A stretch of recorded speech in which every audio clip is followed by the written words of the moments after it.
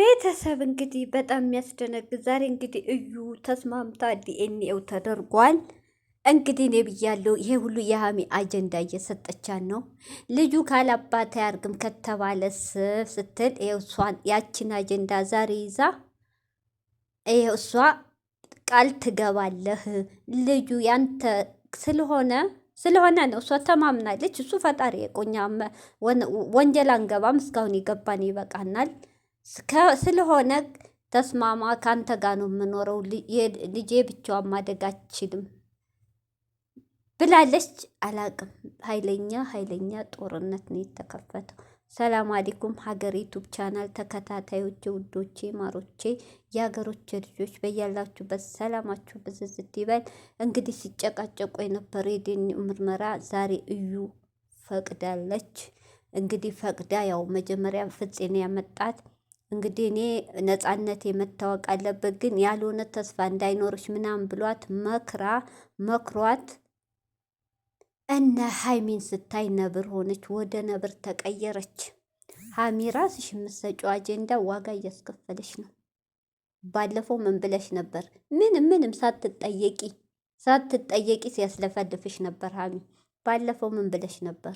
ህፃኑ የማይሆነው የፈለገ እንኳን አንድ ሊቀርቶ እንኳን ከማያፈቅራት ሴት ጋር አምኖ ፈቅዶ ካልተኛ ወንድ ልጅ በምንም ግታ ስላረገዘች ብቻ ከእሷ ጋር ኑር የሚል ህግ የለም፣ እርዳ የሚል ነው።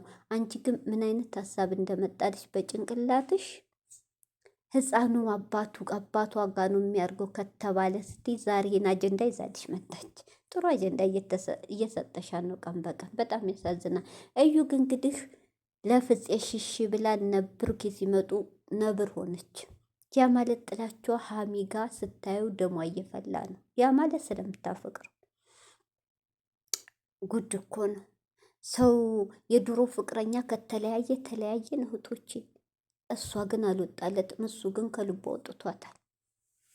ስለዚህ ምን ቃል ብታስገባው ጥሩ ነው?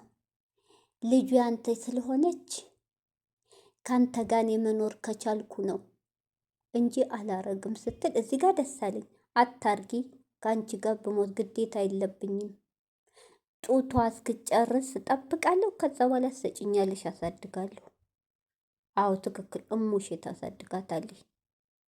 ከዛ በኋላ ህይወትሽን ትኖሪያለሽ እንጂ የፈለገ ብትከሺ የፈለገ ህግ ብትሄጂ፣ እውነቴን ነው ብሩኬ የማይፈልገው የማይወዳት የማያፈቅራት ሴት ጋር ኑር የሚል ህግ የለም። እርዳ ነው። ሲቀጥል ደግሞ ሚስትህ አይደለችም ፍቅረኛ። እንደ ማንኛውም ሰው ተለያይተህ ከልጅህ እናት ጋር ነው መኖር ያለብህ። ኧረ እባክሽ ምን አይነት ጭንቅላት ነው ያለሽ? ለካ ብቻህን ላገኛልሽው ወይ መስተፋቅር ወይ መተት ወይ አፍዘሽ አንቺን ለማድረግ ነበር፣ ወይ አሳምነሽ ግተሽ አንቺን እንዲል ነበር አይደለ? ግን አልተሳካልሽም። ነገም ዛሬም ሀሚና ብሩክ አሁንም ጥንቃቄ አድርጉ። ሀሚ አሁን ዲኤንኤው ተመረመረ ብለሽ ችላ እንዳትዪ። አሁንም በ72 ሰዓት የሚሆን ዲኤንኤ ነው ተብሏል። እናንተ በጎች እሺ ወደ ውስጥ መግባት አይቻልም ብላችኋል። እሷ ከኋላ ስቀር ከዶክተሩ ጋር ምን እንዳወራች ታውቃላችሁ? ሁለታችሁ አንድ አይነት እንቅልፋሞች። አንድ እንኳ ትልቅ ሰው ተከትሎ ቢመጣ ይሻል ነበር። ዲኤንኤው እህቶቼ እመኑ ተስቀይረዋል። ልጁ የብሩኬ ነው። ይሄን ኦዲየንሱም ተማምናችሁ ቁጭ በሉ። ለምን ዲኤንኤ አዲስ አበባ ህግ ቦታ በብር የማይቀየርበት አርግ ሲባል እንዴ! ኦዲየንስ እኮ ለእናንተ ብሎ ነው የሚጮኸው። ስለሚወዳችሁ እኮ ነው። ስለሚወዳችሁ እንዳትለያዩ ስለፈለጉ ነው። እናንተ ግን መስማችሁ ጥጥ ነው። የዩን ቃል ብቻ አክብራችሁ ቡታጅራ አረጋችሁት። በጣም ያሳዝናል። 72 ሰዓት ሆነ 24 ሰዓት እዩ በደቂቃ ታስቀይረዋል። ጠብቅ ብሩኪ። ሀሚ ደግሞ ውስጧ የዋህ ስለሆነች እመኑኝ እህቶቼ፣ ልጁ የብሩክ ከሆነ ሀሚ አብረው አትኖርም፣ አትቋቋም ማለት በቃ የብሩኪና ሀሚ መጨረሻ ነው የሚሆነው፣ እመኑ። ከዛ እዩ መንገድ ተከፈተላት። ብሩኬም ከልጁነት ጋር ህይወቱን ይቀጥላል።